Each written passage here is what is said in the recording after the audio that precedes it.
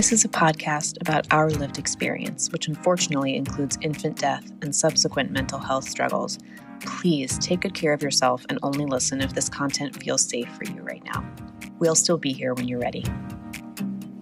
Hi, I'm Judith. And I'm Alina. We both lost babies to SIDS in winter 2021. In the throes of grief, I reached out to a stranger on the internet and our friendship was born. In the years since, we've been working hard to survive, rebuild, and navigate the continual challenges that have come our way, including divorce, Job loss, dating while bereaved, moving multiple times, health scares, pregnancy and parenting a living child, starting new jobs, and so much more.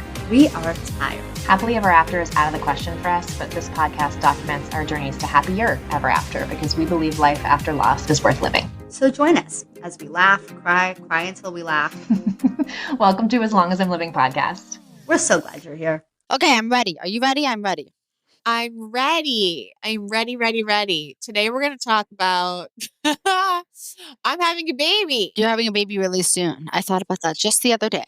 I'm starting to definitely hit that point where I'm starting to mentally prepare, not just for having a baby after a dead baby, but for having a baby. I'm ordering the postpartum diapers. Why are you ordering postpartum diapers? Why are you ordering that? Because I hate the hospital ones. They're so big and I have a whole situation. How long do you use them for? I only use the hospital ones while I'm in the a week. And then I get just a pad. I liked to wear last time the actual, when I say postpartum diapers, I mean actual diapers, adult diapers. People actually do that. That was what I really liked last time. And not during the day, but at night, that was what I wanted to wear at night. I felt like that was more comfortable than a pad underwear. Okay. So I'm getting all that stuff situated. I'm starting to think about a hospital packing list. I know you're going to be like, Alina, just throw your phone in a bag. Why do you need a hospital I really mean this sincerely. Why do you need what do you need in your hospital packing list? Well, you know what's funny is this time, I'm literally 5 minutes from the hospital this time. So if I forget anything, my husband can just run home. What do you need a list for? What is on your list? Quarters? She's saying quarters because my hospital packing list with Quinn was unhinged. I read on some message board from 1997. It was unhinged. That I needed quarters for the vending machine. So I got quarters for the vending machine. I will not be picking quarters this time. You do not need quarters for vending machines. What is on your list? Cell phone. Let me tell you what you should put on your list, okay? Because I just bring a phone, bring your cell phone charger, then bring 3 pairs of pajamas, okay? And you want button-down pajamas. Yeah. I don't know if you run hot or you run cold, but I would bring 3 pairs of button-down pajamas, okay? And pick solid colors. Although I did ones with lemons or oranges or whatever it is. If I were you, I'd pick solid colors because that'll look best in the pictures. I like the ones I got from Walmart. I personally think they're the best and softest pajamas. I would get 3 pairs of pajamas. And then I would get, for your going home clothes, just wear maternity. A button-down and leggings. Maternity leggings. I'm approaching it. I need you to know, even though I'm making a list, I'm approaching it very differently. The list is not quarters and 3 copies of the birth plan. The list is don't forget your phone charger. The list is the one thing that I'm doing differently this time is I'm bringing my own ice packs. I'm bringing the Freedom Mom ice packs because the last time I gave birth, I asked for an ice pack for my torn up vagina and they handed me literal ice cubes in a rubber glove. Yes. No, they don't have the kinds that you rip, tear open. Yeah. So I'm going to bring some of those. That's pretty much the only thing I'm I don't want to forget those. But even if I forget it doesn't really matter because I'm 5 minutes away. Anyway, all this to say, I'm very much mentally preparing. No, wait, I wasn't done. Oh, okay. I wasn't done. Okay. You'd want to get slippers with rubber soles. I have those. And then you're going to want to wear flip-flops in the shower. I didn't take a shower last time, and I might not take a shower this time. I feel like maybe I will. I don't know. Okay, fine. It doesn't matter because you live 5 minutes away, so it doesn't matter. Yeah. But I would wear slippers with rubber soles. I really liked that last time. That's all you need. Yeah. You don't need anything else. And an outfit for the baby to come home in. That's pretty much it. Bring 2. One small and one extra, extra small. Bring 2 different sizes because you don't know what size it'll be, even though it'll be small. Oh, and bring a swaddle blanket. Yes. I'm going to bring one that I don't really care about because last time Quinn meconium pooped all over one of the good nice swaddles. So I'm not gonna bring it. Okay. But make sure you bring 2 swaddles. And that's all I got for you. Yeah. So keeping it simple. I am enjoying going back to my old list and laughing at my former self. Oh, and another thing that's different about this time is this is such a pregnant after loss, heading into delivery after loss thing, but I am going to make sure my husband has the phone number of Empty Arms in case my baby dies and I need to call them to come take care of me in the hospital. That was not on my list last time. I think you could probably just Google that, but okay, I'm with you. No. It needs to be It needs to be Carol. It needs to be on the on the official. Okay. I think that's a good idea. What else do you got on your list? So we have like a list of things we're gonna do before the baby gets here. I've got like I'm gonna, set up the diaper caddies and this stuff is fun for me. Like I like doing that stuff and it feels very good and normal to do that stuff. And it feels good. It feels exciting. But the reason that I wanted to record today is because I did something that I think is objectively kind of crazy, but I want to tell you about it because I also think it's a sign that I am healing and I have some optimism and some hope, which is good. Okay. So here's the thing that I did. And before I say it, I need you to know that the only reaction that I'm willing to accept is pride in my ability to have optimism and support for my Delulu. Okay. I'm down for that. Okay. So I bought my daughter's first birthday present from Quinn. Well, that was a niche. You bought your daughter's first birthday present from Quinn? Yeah. What did Quinn get your daughter's first birthday? Here's my thought process here. First of all, I saw this thing and I was like, this is so cute. And I will say what it is in a second. I saw this thing and I was like, oh, that'll be so cute. Like, that'll be great for like, her next, not her first spring. She's going to be born at the end of winter, but like her 1-year-old spring. And I just thought to myself, like, wow, you just assumed she was going to be alive when she's born. Yeah. That's a big deal. I am proud of you. I think it's bizarre. You know what I think is the most bizarre part about it? First of all, I am very proud of you. I think that's fantastic. I think you're going to be surprised at what I think is bizarre. I just think like, how would anybody know what a year from themselves would even want? Like I changed so much in a year. It's not that I think it's weird that Quinn's buying her a gift. I mean, I get whatever. It's not that I think it's weird that I'm just saying like, who can think a year in advance in general? So what I got her is this little plastic gardening tools set.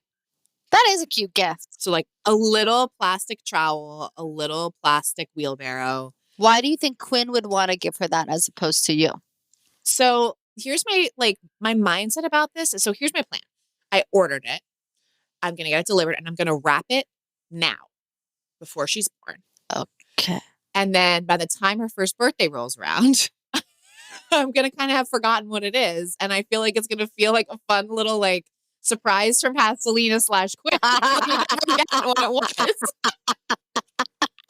So I got her this little plastic toy gardening set. How are you not going to forget that you bought it for her? Are you going to put a reminder on your phone? I'm going to charge my husband with that. And I also got her a pair of denim overalls so that we can match. That is really cute. I think that's adorable. So that's going to be that is what I got. And I think, so here is what I think is insane about this. I think it is batshit crazy to buy your kid's first birthday present before they're even born. That's insane. That's insane behavior. I think that is insane. However, first of all, I am insane. But second of all, I actually think it's less crazy to do this because I have a baby who died. Because really what I'm saying is not, I need to plan ahead and buy my baby's first birthday gift before she's born. No, what I'm saying is I am taking a leap of faith that this baby is going to be alive when she turns 1. But let me ask you a question. When you bought it, did you say to yourself, and if she dies, I'm going to do this with the playset? Because that's what I used to do. So I didn't do that when I bought it. I have done that since then when I got the shipping email. Yeah. And what are you going to do with it if she dies? I called my husband. I was like, I'm going to tell you where this is. And if this baby dies, you need to get this thing out of the fucking house. This needs to go. Oh, that's an interesting choice because I would have I have been in a similar situation myself where I'm like, oh, I want to buy, like I just yesterday bought my son shoes. The bigger And he's size. 4 months old, Yeah. so he won't need the shoes anytime soon, but they were really cute. And I was like, oh, but if he dies, either I'll donate it or I'll just put it in his box with things that he would have used. And I know what to do with that box now. Yes. So it feels less scary because I kind of have like a plan for, like, I know what happens. Okay, your baby dies, and then you put it in the box of all the dead baby things, Yes. and then it just sits there in that box, or when you become unattached to it and you give it away, or you Right. use it yourself. So it's like Right. it's less intimidating because you know that you can handle the getting rid of it. I do feel like I am not intimidated by I've gotten over there. It was definitely hard in the very beginning. Like when I first ordered the crib, it was very hard. And like Yeah. there are parts that were hard, but I've gone past that. I'm now cool with the baby stuff in the house because to your point, that's not the worst part about your baby dying. Yes, yes, Oh my yes. God. Okay. So I'll be dissociated and hysterically crying and have to pack up the stuff again. Like whatever. Like 100%. Alina, that's how I feel. that is doable. I can That do that. is doable. That's how I feel about it. I say to myself, okay, so if he dies, I'll have to deal with this, but I know what to do. Yes. There are worse parts. It's so much worse than that. And I feel like there was a period of time where I was like, no, I don't want it because then what am I going to do with it if he dies? And then you come to the conclusion, oh, well, if he dies, I know what to do with it. Exactly. That part I have a lot of experience with. I don't have any experience grieving this specific baby and what her loss would be like in my life if she died. But I've got tons of experience packing up dead baby stuff and figuring out what to do with it. And the other thing that's different about this time, I hope, is that I will get to try again. Yeah. Hey, that's a really good point. Like, I don't feel like this time, like, so when Quinn died, not only did Quinn die, but my ability to have more children also died because I was getting divorced. So, like, the whole thing was just like, the whole thing got shut off. I threw out a bunch of stuff. Like, I got rid of stuff. This time I'm like, okay, if she dies, like, I don't need to get rid of the crib unless she dies in the crib. I'd probably get rid of the crib if she dies in it. But you know what I mean? Like, I can just keep the stuff and just put it in the attic or leave it in the nursery and close the door to the, like, you know what I mean? Like, it's a little bit easier this time. I like to think. I actually had a very interesting thought the other day because my son is now bigger physically than, and age-wise, than Aiden when he died. And I kind of had the sad thought of like, oh, I kept all of Aiden's stuff safe, but now I'll never be able to see a baby of mine in that stuff because I made the choice to keep his stuff safe. And I don't want to say I regret it, but I'm like, you know, there's a sadness to not being able to see your children all wear the same thing, or there's just like a sadness. Were there any things of Aiden's that you put your other kids in? Let me think. Like clothes. I mean, I know you used like some of the gear. There are things that Aiden had gotten as a gift that he hadn't worn yet that I put my other kids in. There's nothing that Aiden wore that I put my kids in, that he wore and that I have like a vivid memory of him wearing. I put my kids in. Interesting. Because I didn't want to like corrupt the memory. Interesting. Because I have already taken a different approach with that, where like every new baby that has come into my life since Quinn died, I've given them something of Quinn's to wear, something that he wore. Yeah. For them to wear. So like, yes, my friend's baby got a hat, like another baby got a little hedgehog onesie. Your baby, I gave you got a sweater thing, yeah, and we wear it. Yeah, it's a cute sweatshirt. And then this baby that I'm about to have, I've gone through all of Quinn's stuff and I picked some of the stuff that he wore, not all of it, but some of the things that he wore to put her in. So like some of the really, really, really special things, I kind of am using air quotes, like the one that's coming to mind is the onesie he was wearing when his umbilical cord stump fell off. So it has like a little blood stain, like where his umbilical cord That's stump cute. was. That one I would never put her in. That is his. That is Quinn's. And like the outfit he wore home from the hospital, I would never put her in that. That's Quinn's. But like there are just like some onesies that I do remember him wearing and I have pictures of him in that are in her drawer already, washed and ready for her to wear. And that feels great. I look forward to it. But I get it. Yeah. I get it. All this to say, I think I have come full circle. I wouldn't want those to get ruined. Yeah. And I have like this kind of mentality when it comes to baby clothes. Like if they like have a huge poop and like it's not clean, like I'm not going to go out of my way to like just stain remover it. I don't like it like when they spit up on it a bunch, like then it kind of becomes like yellow in a spot or whatever it is, and like I'll just throw it away. Or yeah, I'll just throw it away. Like I'm not gonna like go about like cleaning every single spit up stain, and I just wouldn't want it to get dirty or ruined or thrown away. Or did Aiden ever get into 3 to 6 month, or was he only in 0 to 3? Because I wonder if this is because I have like twice as much stuff because Quinn started to wear 3 to 6 month stuff. I gave all the stuff he had not worn that was like bigger sizes to my other children. I didn't keep any of it. No, but I'm saying is the stuff I don't know. I don't remember, but I do have. You didn't keep it in labeled boxes and bins? I didn't keep it in labeled boxes, but I know we have 2 big plastic bins with all of his stuff. My son does use the same play mat that Aiden used, and the same bouncy seat, and the same stroller. It's not like they don't share things. It's just like there are certain things that I didn't want them to have. Yeah. Just the other day, I redid all the organizing of the boxes because my niece made me labels. So I reorganized all the boxes and whatever. And my husband was like, Judith, there are 2 more boxes in our closet. What are those ones for? And I was like, oh, those are Aiden's. He's like, don't touch them. He's like, do you want to put them with the other ones downstairs? No. I was like, oh, no. Those live on the top shelf of our closet. They don't live with the boxes. They live with our stuff.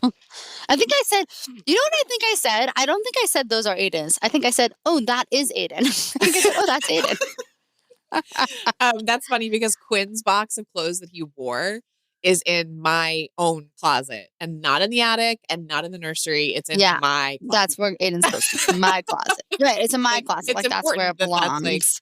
It has to be safe and near his mom and whatever. It has to be saved. Yeah. So I feel like I have come full circle in the anxiety to the point where I'm like, I think this baby's going to live.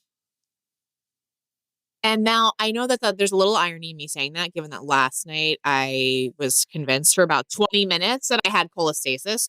But it wasn't that I was worried she was going to die. It was worried that I had to do something and go to the hospital and do a whole thing. My fingers were itchy for like literally 10 minutes. And so then, of course, I went down a rabbit hole. This is the problem with like knowing so many different ways that babies can die. I know specific babies by name that died because of cholestasis. So like it's very hard. Yeah. Shout out to those lovely bereaved parents whose babies died. Well, shout out to all of you, depending on, it doesn't matter what your baby died of. But I have a question. So weird. When you were worried that you had cholestasis, which you texted me, and then I said, okay, well, you could just take a test and find out if you have it. Yeah, I have an OB appointment today. I'm going to tell them my fingers were itchy last night, and they're probably going to do a blood test, and it'll be fine, and everything is going to be fine. And the thing is, like, all of these things, including the things that I was so worried about in the last pregnancy after loss episode, are things that like you can deal with. Like growth restriction. Okay, she's getting monitored every week, and if she's getting too small, we'll deliver her. Like I don't find myself like super preoccupied with the idea that she's going to die suddenly yet. I do think that will happen when she's born, and then I'm worried about SIDS, but the pregnancy stuff is more just like I feel the weight of being the one who's keeping her alive, you know? Ugh, I feel that responsibility. And so like thinking about my delivery, like my plan is just like get my ass to the hospital, get on a fucking monitor and ride it out. Like I do not need to do the whole labor at home vibe by myself on the birth ball bullshit. Nope. Get my ass to the hospital, get an epidural, let someone else keep this baby alive for a little bit. And I can't wait. So but you're going to wait and see if you go into labor naturally. You're going to wait. Yeah. I mean, unless something happens with her health. But yeah, for some reason, I have a feeling that she's going to come early, which is always a dangerous thought because then they come late. But well, she might come a couple days early. Yeah, she could come early. So anyway, I feel good. And I feel very proud of myself I feel like I really have let myself feel the anxiety that I needed to feel for the pregnancy. And then I feel like I've come full circle. There will be more anxiety, but like I very much let myself be worried after I bought the crib that I was going to have to do something with the crib. And then I realized like I had to think about it and feel it and then be like, oh, well, you know, I'll just use the crib for the next baby. You know, like I had to let myself feel all these big feelings. And then I'm like, you know, it feels like a huge leap of faith to have like a little, I washed and folded baby clothes the other day and put them in a drawer. And I just like so distinctly remember doing that for Quinn. And it is such a moment. It's such like a watershed moment to have the little baby clothes washed in a drawer, in these same drawers that Quinn's clothes were in. Like It's been a journey. It is just crazy. And it's been 4 years. It's a long time. 4 years it's been since I've held my own baby in my arms. It's been a long time. And I'm starting to get so excited. Oh, I'm happy to hear that. The leap of faith. The leap of faith. What's that from? I have no idea. Oh, I know what it's from. It's from Rent, the musical. Oh. I'm so I don't think I've ever watched Rent, the musical. Leap of faith. To all of our wonderful new friends, we want to hear from you. Email us at aslongasimlivingpodcast@gmail.com and follow us on Instagram at aslongasimlivingpodcast. We'll get back to you as soon as our grieving brains allow. Yay!